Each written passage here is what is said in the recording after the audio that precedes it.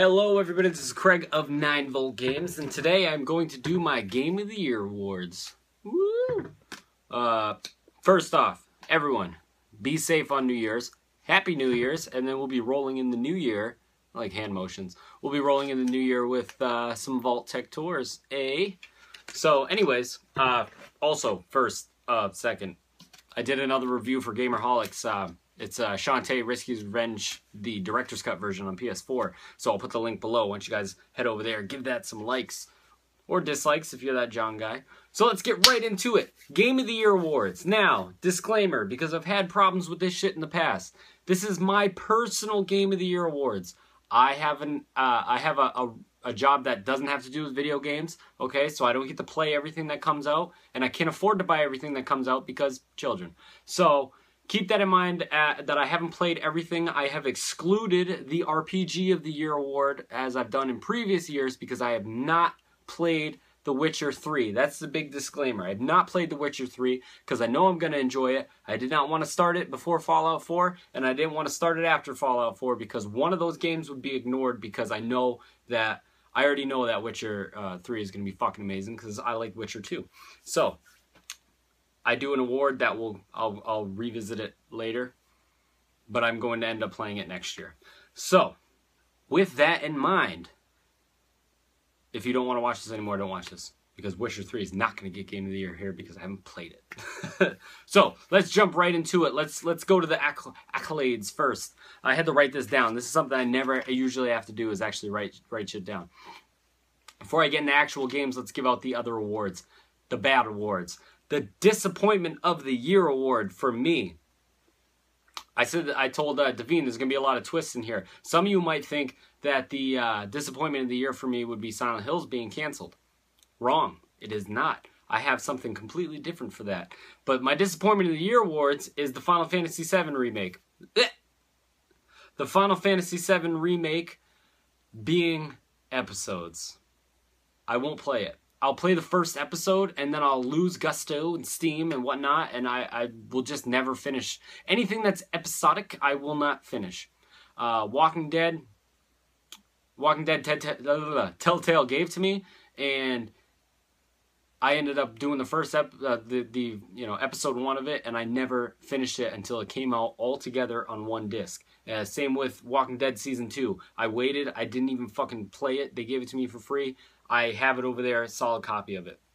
I can't do episodes, guys, and one lady maybe, I don't know.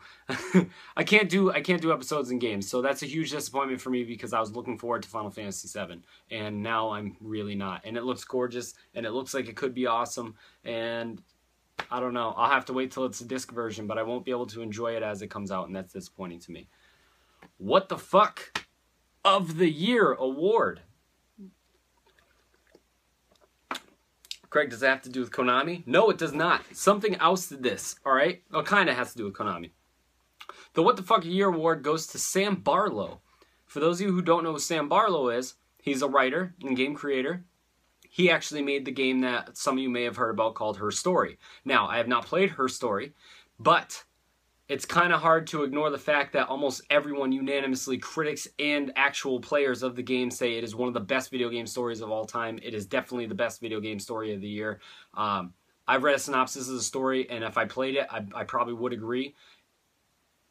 The thing is, the what the fuck comes from it is I was like, Sam Barlow, that name sounds really familiar. Sam Barlow is the person that I hold responsible for ruining Silent Hill. Because he was the start of the games that were developed by British, and then it became Western, right? So, he is the guy who wrote Silent Hill Origins. And for those of you who don't like Shattered Memories, which I thought it was passable, he's also the guy who wrote Shattered Memories. So you, sir, are the start of the failing of Silent Hill in my book, because Origins, while it was passable because it was a handheld portable game, I thought it was a good portable game. The actual, like, in the Silent Hill realm, it was not a good game. I didn't like the story.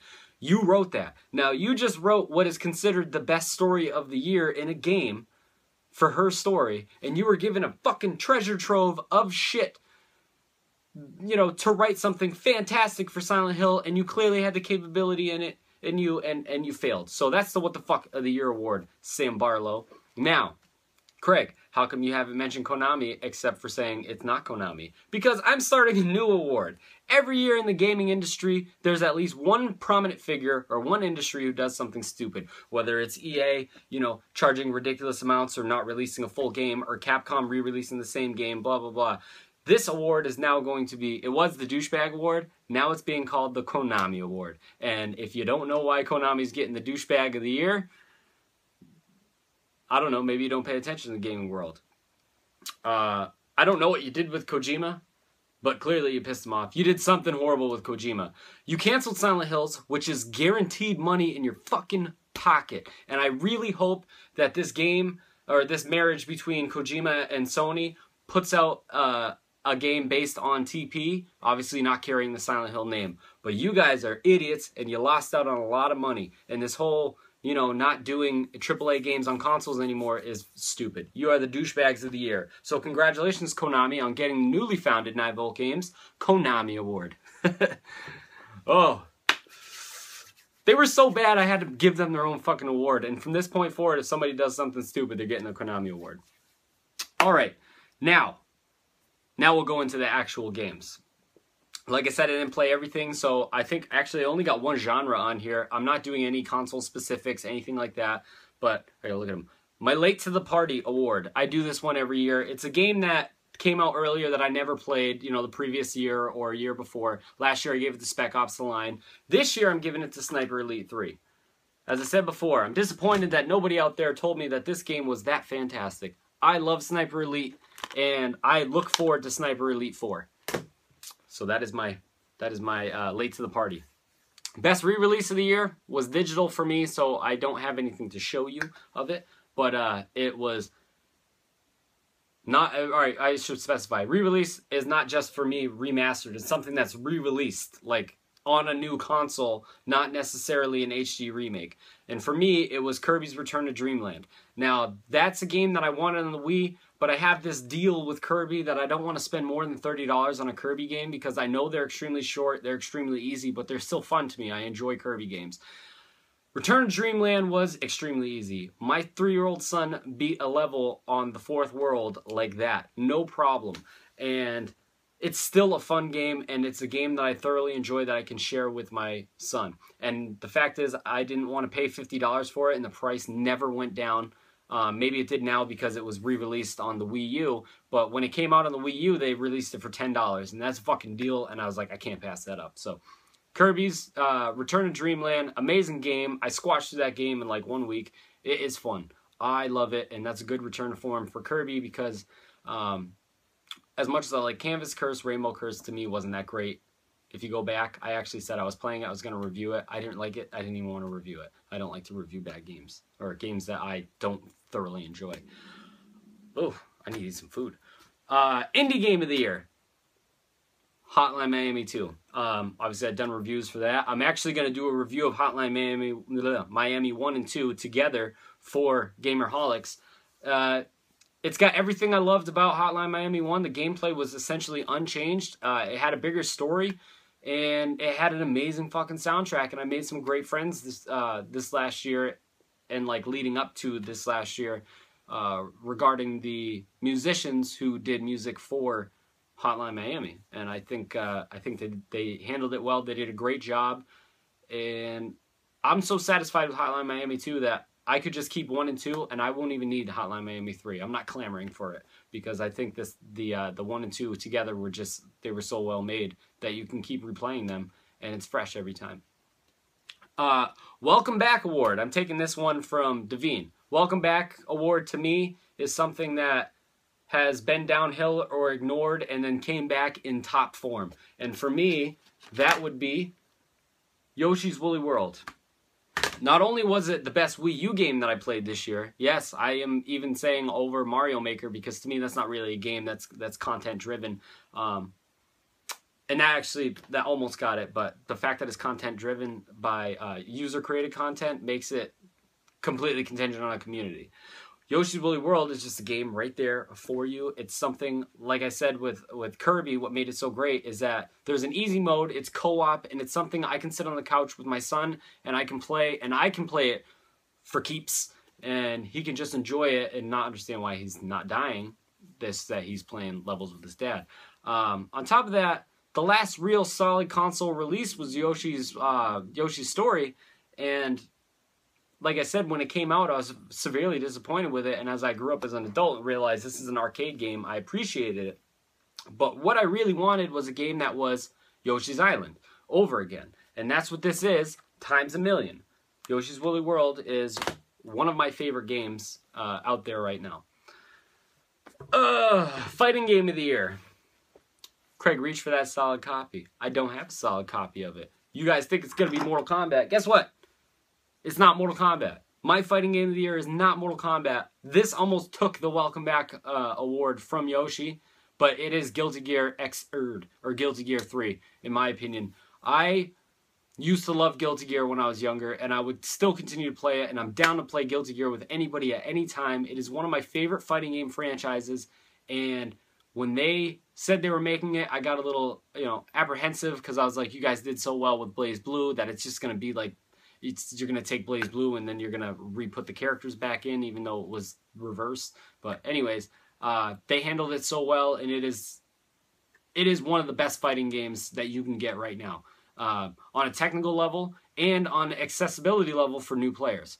Whereas Mortal Kombat is, I hate to say this, because me and Dan fight about this all the time. Mortal Kombat is really just more entertainment, is more of a video game, you know what I mean, than the actual fighting game. And, when it comes to fighting game tournaments, Mortal Kombat games don't hang around as long as other competitive games. So as a true to its core fighting game without all the extra shit to make it appealing to a mass crowd, I'd say that Guilty Gear has it in the bag. It's one of my favorite franchises, and with this one solidifies it that it will continue to be one of my favorite franchises. 2 awards left. My video game award. I give this one out every year. It's the video game that's most like a video game. I know it doesn't make sense, but with the advances that we're making in video games, you take something like Last of Us. Now, if you break down Last of Us into its core, Last of Us is a mediocre game wrapped around an amazing story that made it, as a whole, an amazing game. My video game awards, like I've previously given it to Saints Row. I gave it to Saints Row 4 last time. While it's not as good, and doesn't have the huge appeal that GTA does, it has, every component in it, there's something in there for everybody. So that's what I mean when I say video game award. And that goes to Fallout 4. Fallout 4 has a lot of shortcomings. I praised it. I complained about it. I don't think it's as good as 3. I know some of you like New Vegas better. And if you're in that boat, you can't sit there and tell me that you think that this is better than New Vegas or you think this is better than 3. I had too many complaints about it. So, but it's still a good game. And it has all the Bethesda flaws that you can expect. So, I mean, sitting there and picking at it for having those flaws is kind of stupid and pointless at this point, because as shitty as this is going to sound coming out of my mouth, you should just expect it at launch, especially with a game this size. Why it gets the video game of the year award is it's addicting. That's one of the criteria.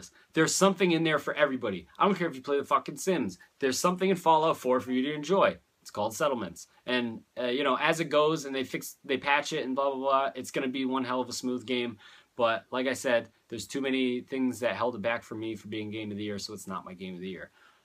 It's still an amazing game. And like I said, something for everybody. And it's amazing. Come on. And my game of the year... That was a drum roll. Game of the year goes to Phantom Pain. Now, Phantom Pain, I did have complaints about, mainly with the fact that the story kind of felt unfinished, not necessarily with just Big Boss, but spoiler alert for the next 30 seconds. I want to know what happened with Eli, or Liquid, and Sahelanthropus. We'll fucking never know because Kojima's gone. Okay, spoiler done. But given the shitstorm that surrounded this game, I lost all the hype. I lost all my hype for this game. And I did not put a lot of eggs in this basket. And this is the only game this year that I sat and plowed through and did not dual play any games. Fallout right now, I'm dual playing like 10 games while playing Fallout. Phantom Pain, I sat there and I played Phantom Pain for an entire month straight. I did not play anything else unless it was me and my girlfriend playing something. I didn't play any other single player game. Phantom Pain had everything that I wanted in it. It may not be the fully fleshed out story that everyone wanted, thanks to the Kojima and Konami breakup. However, it did do exactly what I wanted it to. I wanted it to lead in and end going into the Metal Gear for the NES and the MSX. And that's exactly what it did. And it did a hell of a job doing it.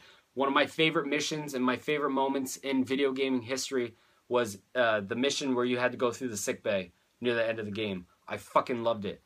That solidified it as like, this is an amazing game. Even without the familiar voice of David Hayter, even knowing that this game was going to go down not the way that I wanted it to because it wasn't fully finished.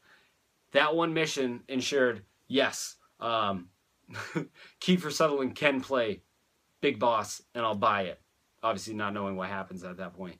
And it was still handled very well. And you know, being short or shorter than it should have been or not, this game still had a lot of love put into it. And I felt like Kojima did put in everything that he was able to for us. And I appreciate that. And if it's going to go out and Metal Gear is going to be continued by somebody else or blah, blah, blah, this being the last Kojima Metal Gear, I hold dear in my heart. And I think he did a great job with it. And I'm very satisfied.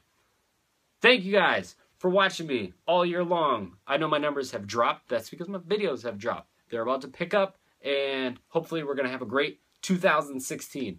Thank you guys for watching.